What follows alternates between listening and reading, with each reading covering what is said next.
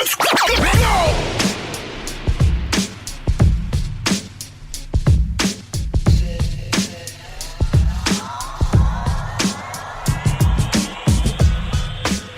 Well, our hope was to bring you some election results on this week's show, but at the time of recording this, we don't have them yet.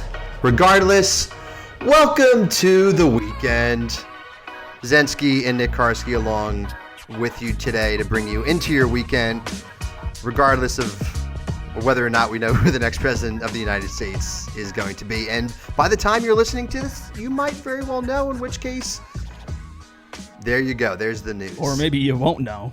Maybe you won't know. It's anybody's game at this point. Just some wild stuff going on. And, you know, it doesn't matter who you voted for. It doesn't matter what political party you're associated with. The weekend is here, and we are here to take you to the weekend and bring just a little bit of delightful fun into your weekend, okay? And I don't know about you, but I feel like I could use a little bit more of that delightful fun this week particularly, because with everything going on, there has just been a level of anxiety and, I don't know, a lot of other adjectives that I could come up with, but it's been a week. No, it has been a week. I think some people feel that way. I truthfully don't necessarily feel that way per se, because I try not to let these things bother me. And this is such a major election that's going on, and people might think I'm a you-know-what for feeling that way. But at the end of the day, I know that there's only so many things that I can control in my life. And this is the most pessimistic person in the world saying this. But there's only so many things I can control in my life and everything like that. That at the end of the day, so long as my family and my friends are safe and healthy and well and successful and living their life, then I'm good. I really am. And again, I might sound like a terrible person for saying that, but if you let something like this just really tear you down and get to you, it's going to do a number on you. And I don't want that to happen to me. And that is a fantastic way to look at it. I commend you for looking at it that way. I have to.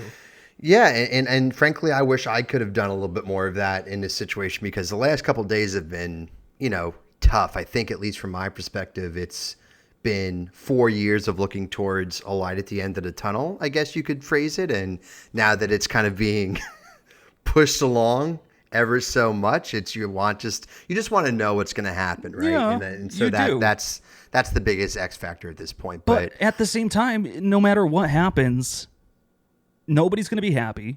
Life goes on. And the sun's going to set the next night, and the sun is going to rise in the morning. And you can be there to be a part of it, or you can just kind of tap out, and that's not worth it. And like I said, I'm the most pessimistic person in the world, but even I feel like I have to be that way, because right, it just feels like anything and everything that could possibly be chaotic about this year especially has been going on.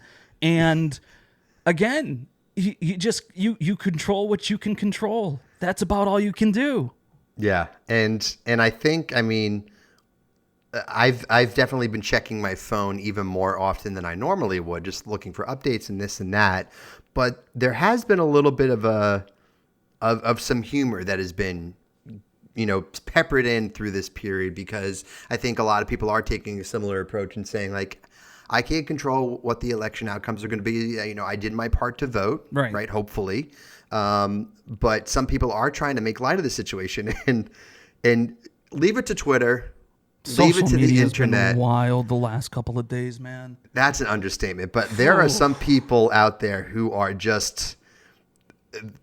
We have some funny stuff. So I actually favorited a couple tweets and things I've seen online that really just pick out some of the different humorous aspects of this. So this first one here is from Jason Schreier on Twitter. Did you just butcher the name? I might have, and if you're listening, which I doubt you are, Jason, I apologize. Poor Jason. But he says, it's a healthy democracy and one candidate is beating the other by 2.6 million votes, but nobody knows who's going to win because a pipe burst in Georgia and Wisconsin printer ran out of ink. Yeah. If that's not the American electoral system in a nutshell. everybody has been making so many different jokes about Nevada as of late. I've seen people talking about, how many licks does it take to get to the center of a Tootsie Pop sort of meme going around. Right. I saw the Blues Clues one. Like every person in Nevada opened a ballot is like, we just got a letter. Yeah, yeah, something like that.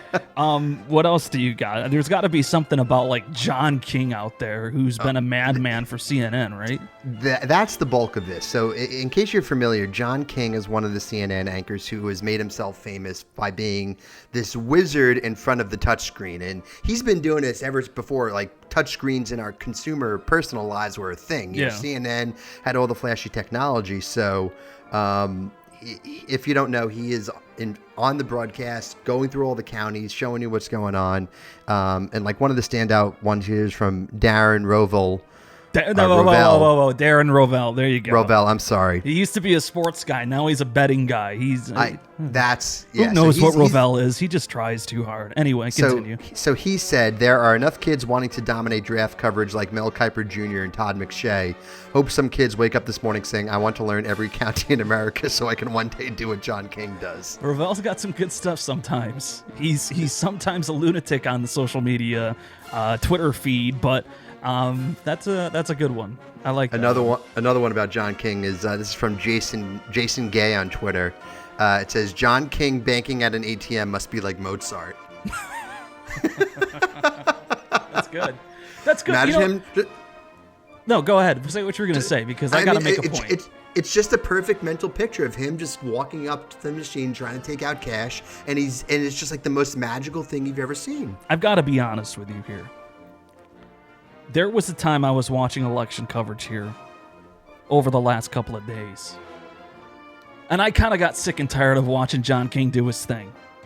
Because how many times can you show me the same counties and the same states over and over and over again? And I'm thinking to myself, this dude's got to have to, like, take a pee break or something at some point or other. Like, let's just go to commercial and not deal with this thing and deal with this, this monitor. But, like, holy cow, man, like over and over and over and over and over again, the same exact places. And he was comparing like this year to the last election. And then he's going even deeper and saying, well, look at what they did when John Kerry was in office. It's like, I haven't thought of that in like forever. And who needs to know that?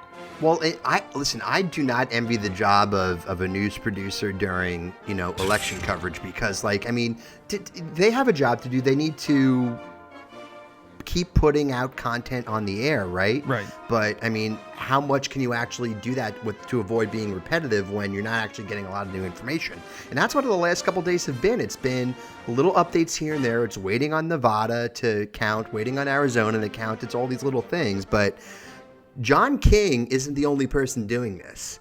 And he's pretty popular, but somebody who's even more popular than him, if you go over to one of the other major networks on MSNBC, you have Steve Kornacki.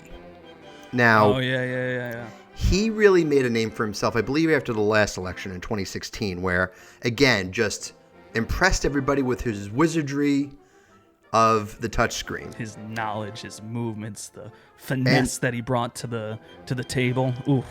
Just magic, some people will call it.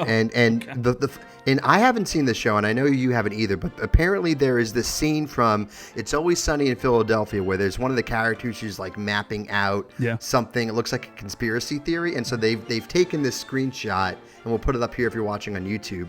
But it's basically a screenshot of him in front of this board and then Steve Kornacki in front of his board with all the writing on it. Yeah. Because they're trying to figure out the math and like, okay, what does this? What does that?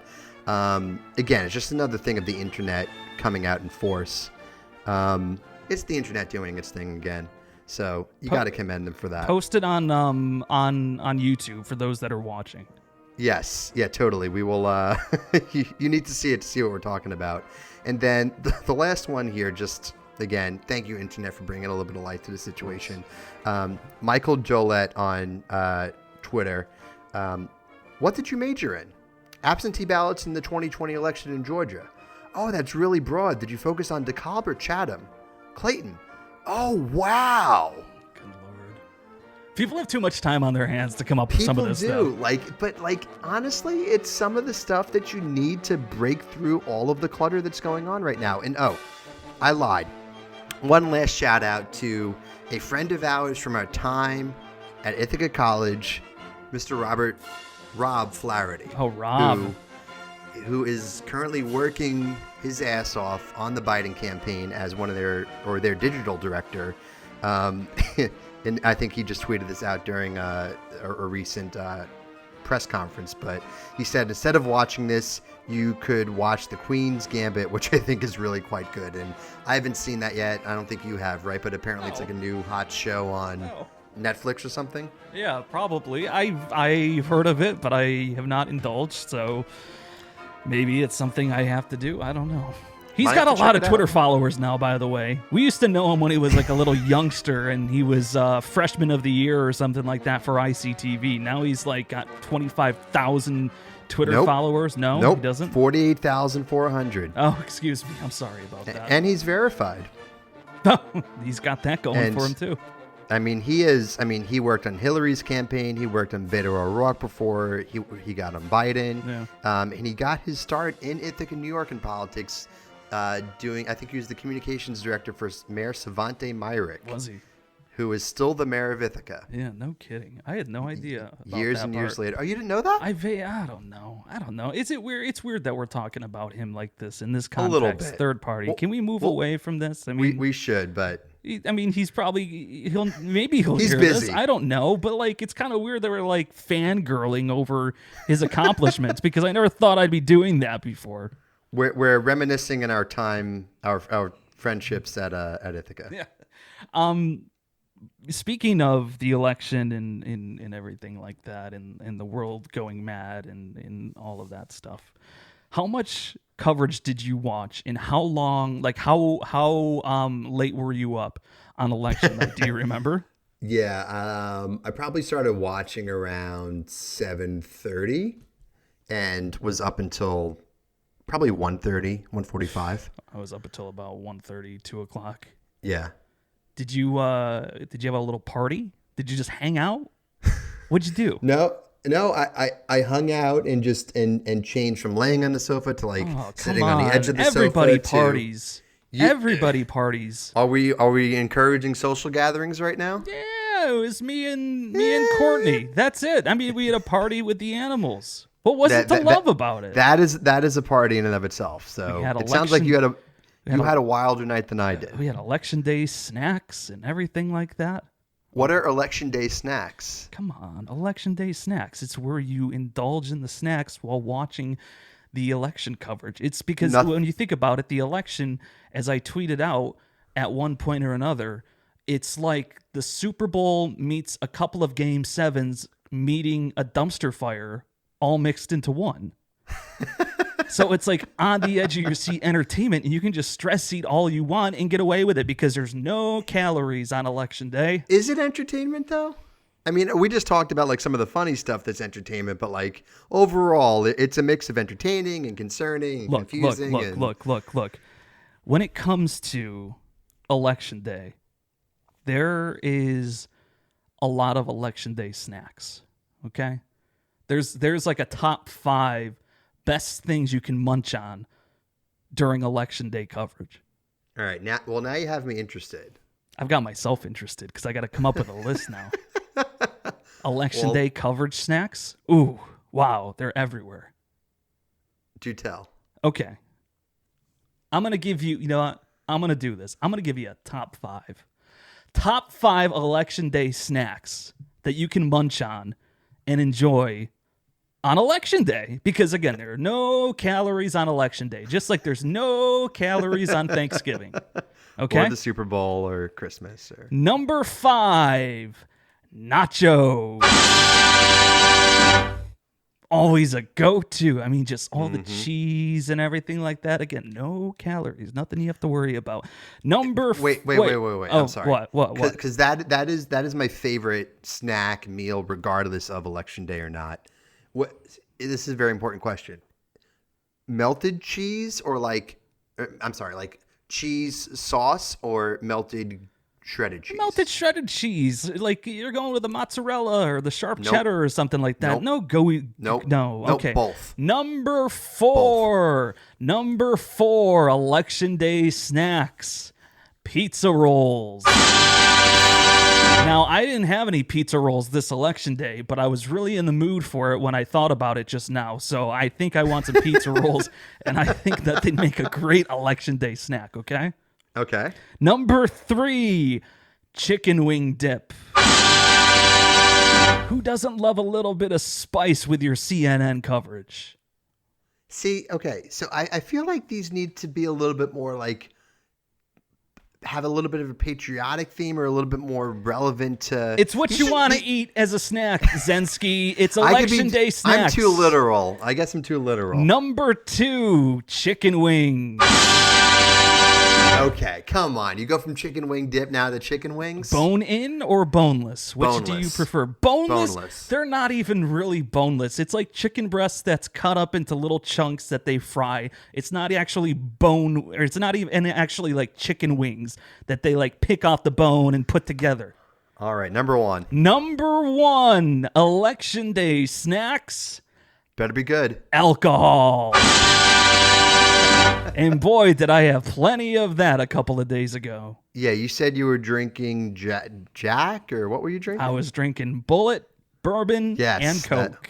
On the rock, and you had it on the rocks too. No, right? I didn't have any on the rocks. That was our friend Steph who decided to have some Yes. on the rocks. I did have a little bit actually neat to end the night because I'm thinking to myself, this is just so chaotic. But there it is, election day snacks. Top 5 list of things that you can indulge on election day next year, or well, not next year, next time. No, please no. Wow, I'm really hyped up on coffee right now. I see that. Please let's not do an election day for. I mean, we'll have the midterms coming up in 2022, but let's not do another presidential election for another 4 years. Sound good? I mean, that's usually how it goes. That's the nature of the beast. That's what they. Thank you, sir. That's how our country functions. Well, it's functioning somehow right now. Go ahead. No, go ahead. No. Please, I insist. How stressed are you right now? I think we went over that, but I mean, I'm better than I was on Tuesday, but still off from where I hope I was going to be at this point. Funny that you mentioned that because Tuesday or yesterday or Wednesday at the time of recording this was actually Stress Awareness Day.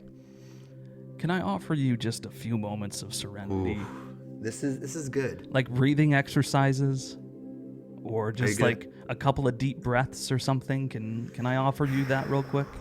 Yes, I would love that. Okay.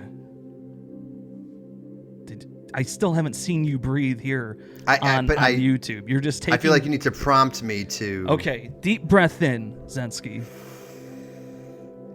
And hold it. No. You gotta hold it. You gotta hold it. See, I'm too uptight. I'm too like, ugh. You're too stressed out. Take I know. A deep Okay, breath all right. in. Hold it. And release. Do that one more time. I feel like I have to talk like this. A deep breath in. Good. Hold and release. Now, don't you feel better? Come on. You probably don't feel better. No, do you really? No, I'm marginally. I mean, not a lot, but I appreciate this. Do we have any professionals for this? Yes, we do. Because I think myself and others could use advice on how you handle these stressful situations. From like a therapist. Somebody who's actually licensed, yeah. I am engaged to one, and I will give her a ring quickly. Oh, how convenient. Dr. Courtney Bennett, for all of your needs at this time. Hello. Hi, dear. Hey, what's up? Our buddy Zensky's going through a tough time right now. Not just me. Well, a lot of Americans. A lot of people are going through a tough time right now with all of the election coverage and the election news that's going on. And I'm just wondering if you'd be willing to offer your services, or at least some of your services, for free to those who are listening and or watching right now. Yeah, of course. Whatever I can do to help.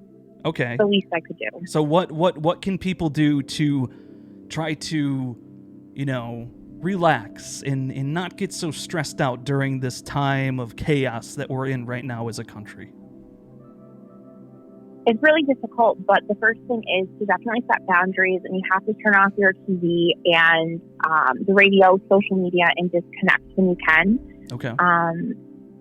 And stay connected to those who kind of share your vision about the future. It's really hard or easy to feel despair right now and anxiety about what's to come. So definitely surrounding yourself with like-minded people who have the same goals and the same kind of political outlook to keep you in the right mindset. Because regardless of how the election goes, we still need to keep fighting for what we believe in. And those are the people that are going to keep us motivated and positive to do that regardless of what the outcome is. We don't want to get burned out during the election.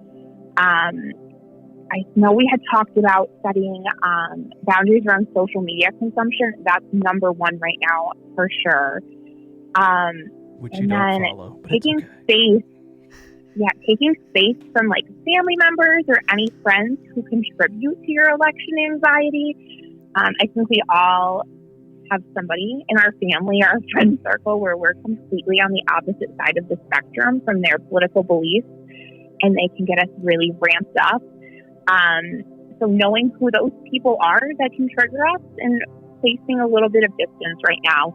And that could be, maybe not talking to them as often, or a boundary of we can talk, but it's not going to be about anything political. And then from there, I think it just goes back to really good coping skills. If you have really good self-soothing techniques or a really good support circle that you can, reach out to. Some good coping skills if you're into breathing exercises. The one that I like, it's called the 5-7-8. It's called the what? 5-7-8. 5-7-8? Yeah, or 4-7-8. I'm sorry, 4-7-8. Okay, what is that? So what you do is you breathe in quietly through your nose just for 4 seconds. Hold the breath, count for 7 seconds, and then you exhale. But you have to do it forcefully, and you kind of purse your lips. You make a whoosh sound for 8 seconds. And you can repeat it up to 4 times. And that is really good. It's a grounding exercise because you're not really focusing on anything else but you and your breathing in that moment. Wow. I appreciate you. I appreciate this. And I assume you will be expecting, or I will be expecting an invoice here at some point soon. Also, wait. Whoa. Positive affirmations. People need to look at positive affirmations to ground themselves for any kind of anxiety. What is this called? That is really good. Positive affirmations. Okay.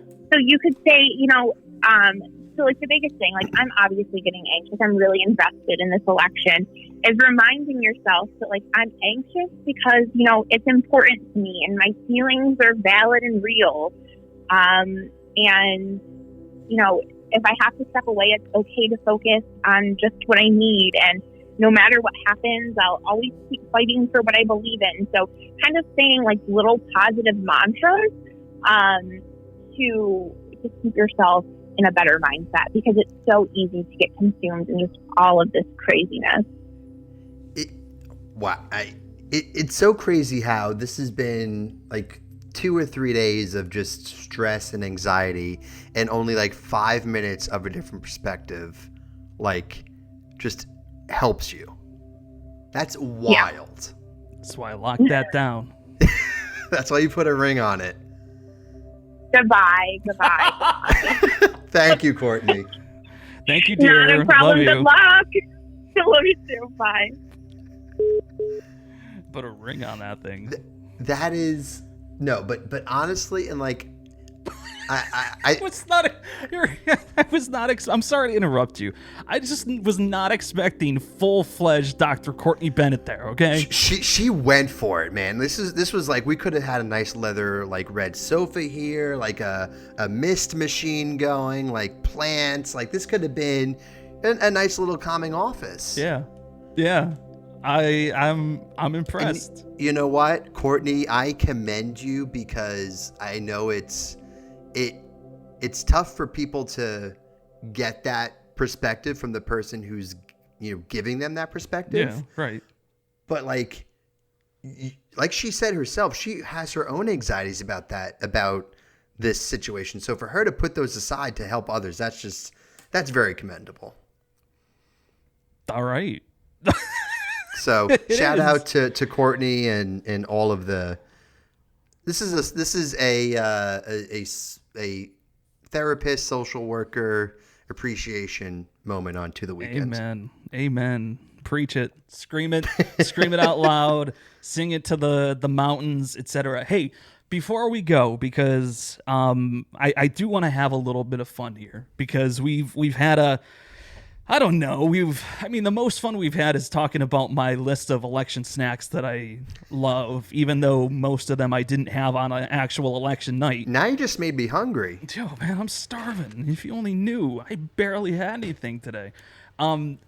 Remember a couple of weeks ago, I was quizzing you on beats per minute in certain songs and their beats per minute, and you, for some reason, became a wizard, and you were able to get within just beats, like literally 1 beat per minute away from the actual beat per minute. If not, like, you actually nailed the beats per minute of a bunch of different songs that I threw at you. Yeah. Do you mind if we do this again?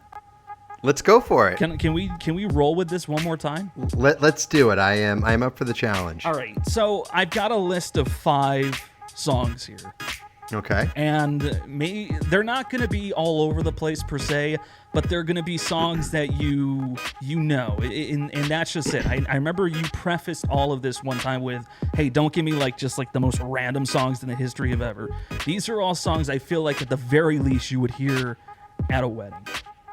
Yeah, at a wedding or at a bar or a club. Yeah, something like that. Okay, so that's how I'm going to preface all of this, okay? Okay. So the first song I'm going to give you, and I want you to be as close as possible, beats per minute, to all of these songs. Okay. This one you should know, right? You should just know, because, I mean, it is the perfect club song. "Wake Me Up" by Avicii. That is 126. Am I off? You are off, my friend. You are actually 2 beats per minute faster. It's Is it 124? 124. But still, that's ridiculously impressive.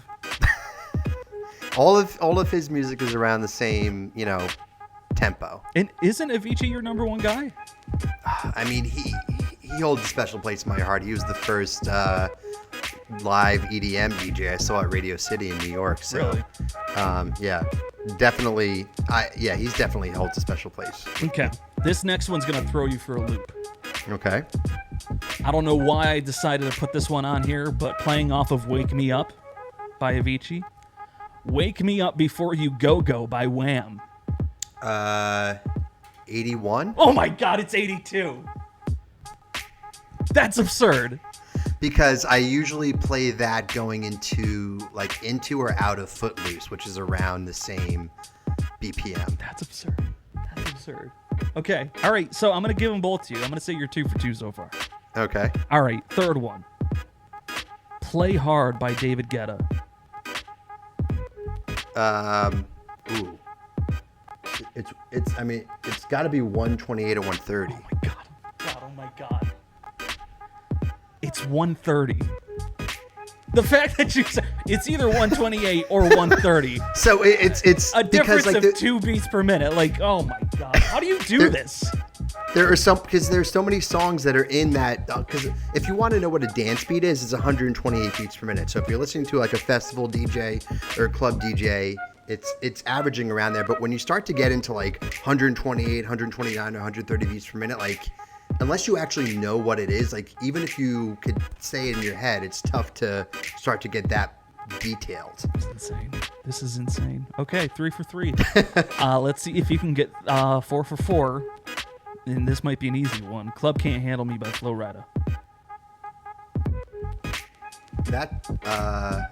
128. You just mentioned 128, so Yeah. You're a wizard. Bizarre. You're a wizard. This is wild, man. Do you remember when you made a mashup of that song? I did with Club Can't Handle Me and F.U. by CeeLo. Yeah. It I turned still out pretty have well. that. You Yeah. still have it? I do. Man, it was a good track. That was when I was unemployed and I was right out of college and I needed something to do. So what did I do? Made myself a mashup. There you go. Last one. I'm gonna throw you for a loop with this one. Okay. The YMCA by the Village People. Ooh, that's a good one.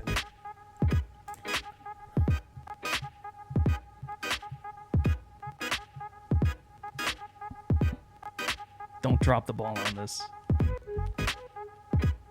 Don't drop the ball on this one. I'm just trying to hype this up because I want to see you actually go 5 for 5.